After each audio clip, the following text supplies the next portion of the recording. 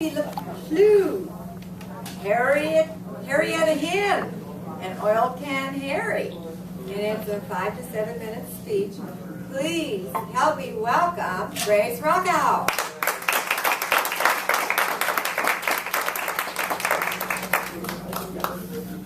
Thank you, Lynn. I really appreciate that introduction. I didn't give Lynn much of an introduction because this was an icebreaker. And it's very heartwarming to hear what you had to say to me, and I appreciate it. Thank you. They say as the twig is bent, the tree's inclined. And maybe that explains why I am such a great lover of animals. Because I was raised on a farm in Nebraska, and we had a lot of animals. A lot of normal, typical farm animals. Cattle, pigs, we had a couple of horses. We even had a billy goat at one time.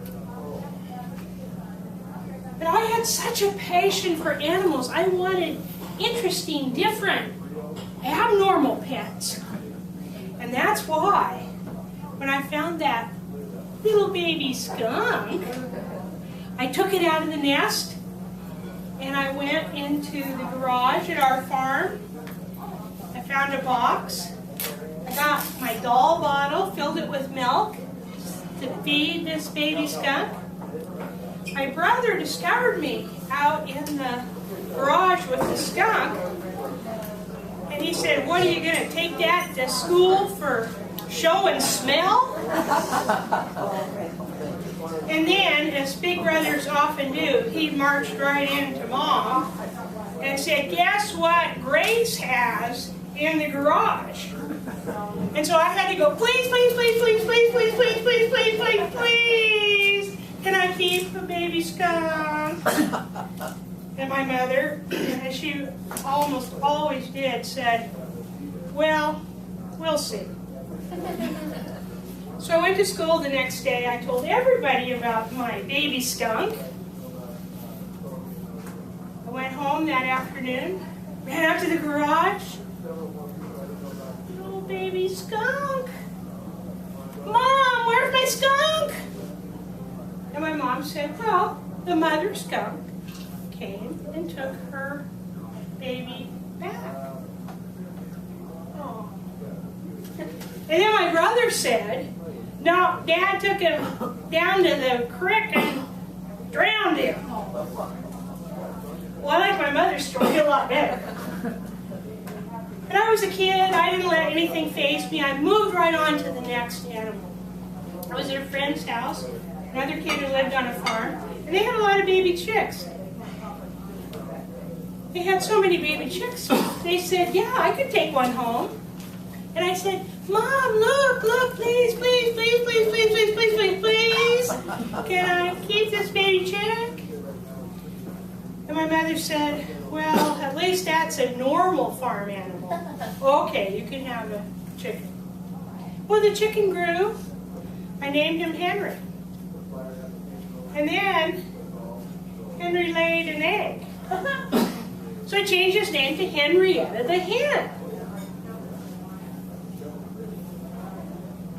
My brother, I think, might have been a little jealous of my chicken, because as Henrietta kept laying eggs, he kept standing around, kind of stomping his foot a little bit, kind of had a bad look on his face.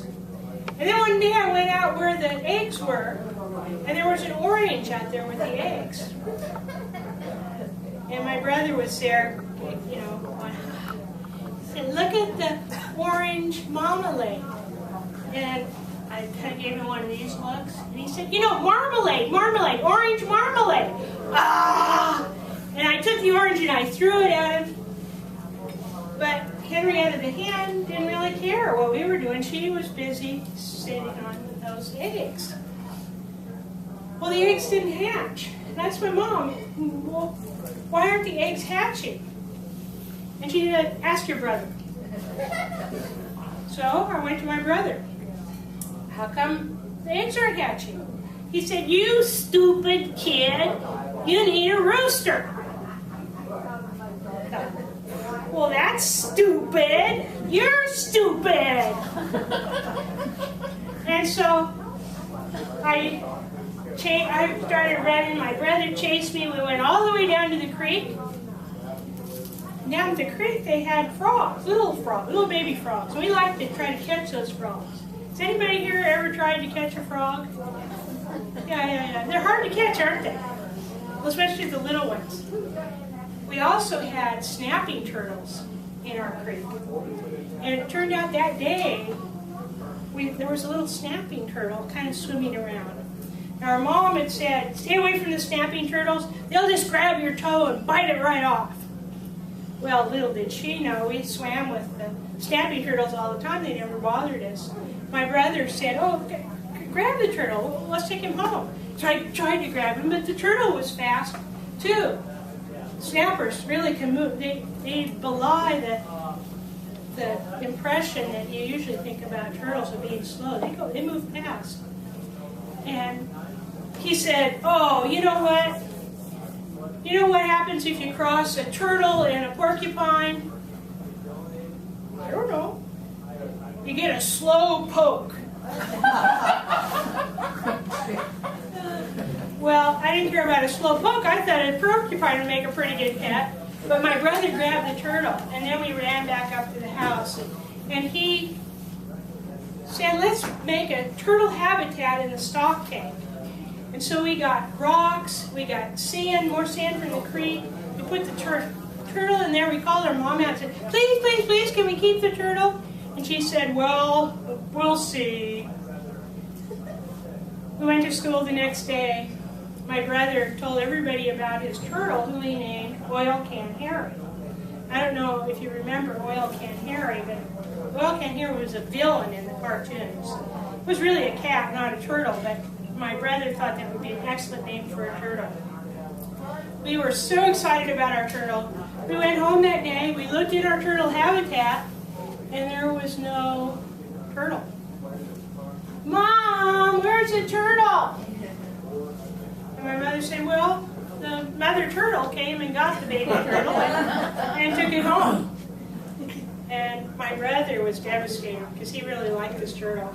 And I looked over at him and kind of an impish grin, and I said, I think Dad took that turtle down to the creek and drowned him. Nevertheless, as I began, they say as the twig is bent, the tree is inclined.